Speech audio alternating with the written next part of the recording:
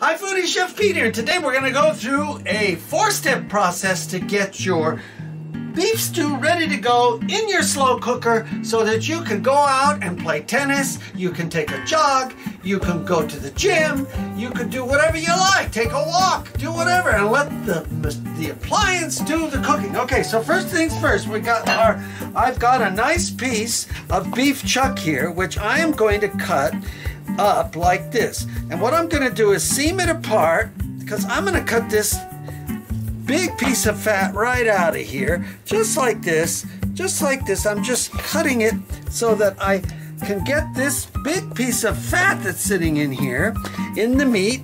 And what we're going to do is just pull him, because this is a nice center cut piece of chuck. It's got a little too much fat for my take. So what I do is I just do it like this. I just cut him. He comes right off, just like that. We'll come back to these pieces of fat later. And what we're going to do is just seam him, and he comes right out. The fat comes right off, just like that. But I don't want to take it all off.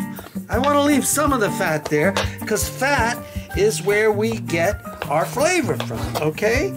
There we go. And it's going to melt away anyway. So I'm cutting this into nice cube sizes here so that we can, here's another little piece of fat we'll pull. And what we want to do is brown everything, but I'm going to add a little flour to it, to our meat. Okay, and then we'll come this way, and we're going to cut. This is a beautiful piece of, beautiful the way you're cutting it. And we're just getting it into nice pieces. Here's another piece. We'll just seam that right out, right there. One of the best things in life have fat in it. Well, it makes a nice taste. So now you see in the bowl we're getting over here some beautiful, beautiful chuck meat. Alrighty, beautiful center cut. It has a nice marble to it. We call that a marble when you see that, and that gives you the nice, delicious flavor here, right? Okay. And then we're just going to come here, and we'll come here. So we have some beautiful, beautiful, I don't see, there might be a little piece here we can seam out. Let's see if we can get him. There we go. Okay, and this is just fat pieces. Alrighty, and let's see, I'm just going to take my knife and come this way just a little bit and see if I can't get this piece out of here.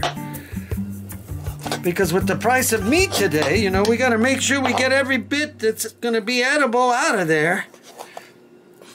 So we can, there we go.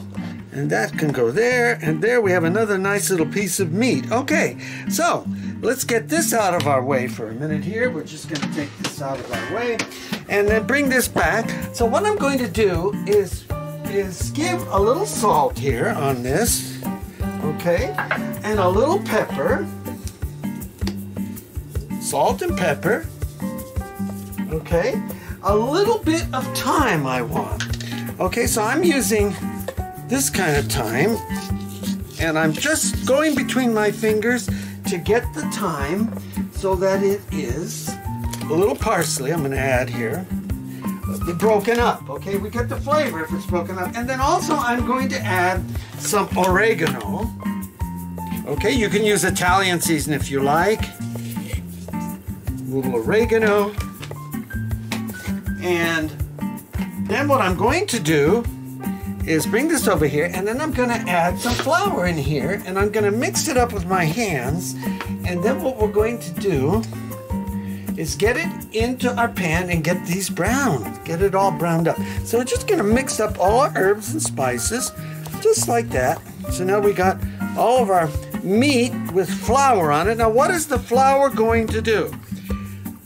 The flour is going to help to thicken our stew later on. And if we need to thicken it more, we can. But what we're going to do is get this going. All right. So I'm going to get this in here. There we go.